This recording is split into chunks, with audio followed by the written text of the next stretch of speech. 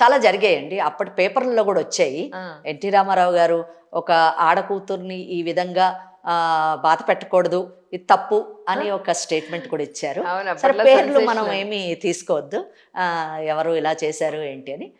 పేపర్లో అయితే న్యూస్లో ఉంది. అయితే ఇంకా రాత్రికి రాత్రి దాన్ని తయారు చేసి దాన్ని హైకోర్టులో వేసి నేను స్టే తీసుకొని వచ్చాను.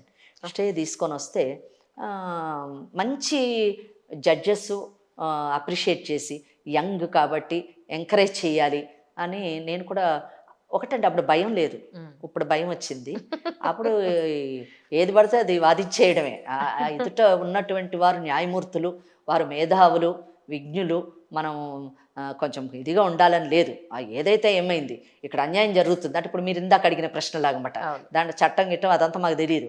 ఈ అన్యాయం జరుగుతుంది, మనం పోరాడాల్సిందే. అసలు మనం చదువుకున్నది ఎందుకు, అందుకే కదా. అసలు మా వాళ్ళు ఇంత త్యాగం చేసింది ఎందుకు, ఇందుకే కదా అని చెప్పేసి ఒకటే వాదిచ్చేసి మొత్తం మీద స్టే తీసుకున్నాను. రిట్ కూడా గెలిచాను. గెలిస్తే ఏమైంది, గవర్నమెంట్ మరి వాళ్ళు కూడా పట్టుదలగా ఉన్నారు, ఇది గవర్నమెంట్తో పోరాటం. వాళ్ళు ఏం చేశారు, అప్పీల్కి వెళ్ళారు. అప్పుడు ఉన్నటువంటి చీఫ్ జస్టిస్ చాలా లర్నర్డ్ చీఫ్ జస్టిస్. ఆయన ముందు ఆ కోర్టులోని ఫస్ట్ కోర్టులో పెద్ద పెద్ద అడ్వకేట్స్ కూడా కూర్చోవడం మానేశారు. అంటే ఆయన అడిగేటటువంటి ప్రశ్నలకి, ఆయన విమర్శించేటటువంటి విధానానికి, ఆయన కండక్ట్ చేసేటటువంటి విధానానికి కొంచెం ఇదయ్యేవారు. మనకు అదంతా ఏమీ తెలియదు. ఆయన ముందు కేసు వచ్చింది, ఈ కేసు అప్పీల్ వచ్చింది. ఆ రోజు ఎన్టీ రామారావు గారి కేసు అవుతుంది. ఆ ఎన్టీ రామారావు కేసు గురించి పెద్ద పెద్ద అడ్వకేట్స్, సుప్రీంకోర్టు అడ్వకేట్స్, వేణుగోపాల్ గారు, పెద్ద పెద్ద వారు అందరూ వచ్చి కూర్చున్నారండి.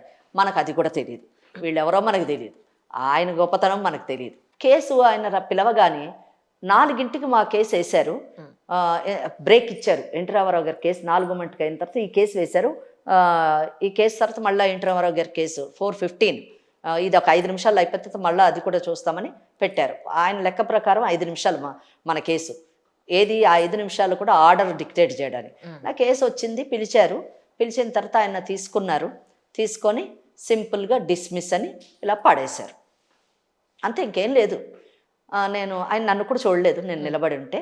నేను అన్నాను, with your lordships kind permission, your lordship yes అన్నారు ఆయన. అప్పుడు చూసిన చూపు ఒక క్రిమి కీటకాన్ని చూసినట్టుగా చూశారు. ఆ చూపు నాకు ఇంకా గుర్తుంది. చూస్తే ఏమిటి అంటే ఆ చూపులో చాలా భావాలు కనిపించాయి. నా ముందు నేను ఆర్డర్ ఇచ్చిన తర్వాత మళ్ళీ ఏదో చెప్తానంటున్నావా, ఎవరు నువ్వు అసలు అన్నట్టుగా చూశారు గంభీరంగా. నేను చెప్పాను, ఈ కేసు మీరు 2 నిమిషాల్లో కొట్టేసి పడేసేటటువంటి కేసు కాదు, దీనికి 2 దశాబ్దాల చరిత్ర ఉంది, కనీసం 2 నిమిషాలు అన్నా కానీ వినాలి కదా అని అన్నాను. ఆయనకి ఏమనిపించిందేమో మరి. సరే చెప్పు అన్నారు. డిస్మిస్ అయిపోయింది. చెప్పంటే 2 నిమిషాలు అయింది, 3 నిమిషాలు అయింది, 4 నిమిషాలు అయింది, అరగంట అయింది. వింటూనే ఉన్నారు. ఆయన అనవలసినవి అన్నీ అంటూనే ఉన్నారు, నేను చెప్పాల్సిన సమాధానాలన్నీ చెప్తూనే ఉన్నాను. ఆ ఆర్గ్యుమెంట్లోని ఒక స్టేజ్లో అన్నారు, నేను అన్నాను, మా వాళ్ళు చాలా బీదా బిక్కి అండి, అటువంటి బీదా బిక్కి జీవనోపాధం పోయి అన్ని కుటుంబాలు రోడ్డు మీదకి వస్తాయి, మీరు ఇచ్చినటువంటి తీర్పు వల్ల తప్పు అని వేరే జడ్జిమెంట్స్ ఏవో, ఇటువంటి పరిస్థితుల్లో ఇచ్చినటువంటి జడ్జిమెంట్స్ చూడండి అని చెప్తే, నీ క్లయింట్స్ ఏమీ అంత బీదాబిక్కి కాదు అని అన్నారు.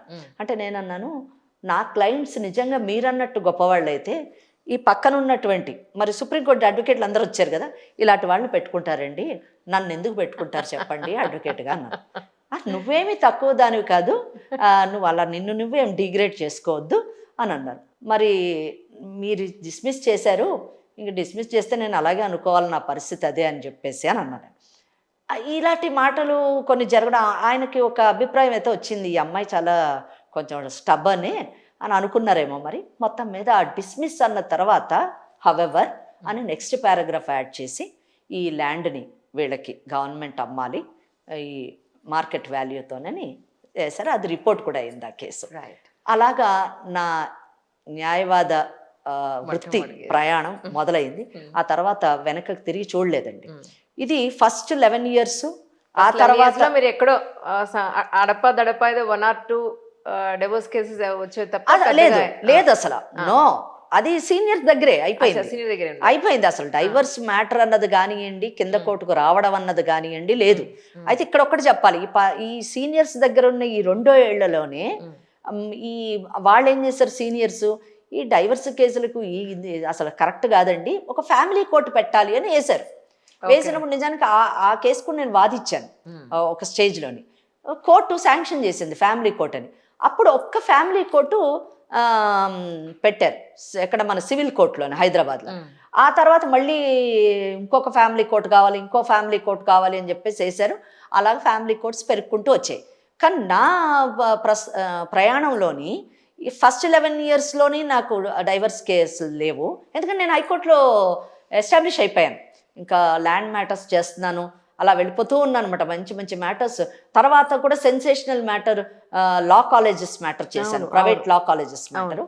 ఆ ప్రైవేట్ లా కాలేజెస్ మ్యాటర్స్లోని నాకు other side advocates, additional advocates general justice Ramana గారు, అంటే పూర్వ చీఫ్ జస్టిస్ చలమేశ్వర్ గారు, ఇటువంటి అడ్వకేట్స్, అంటే గొప్ప గొప్ప అడ్వకేట్స్తో ఇంకా అది కూడా జరిగింది.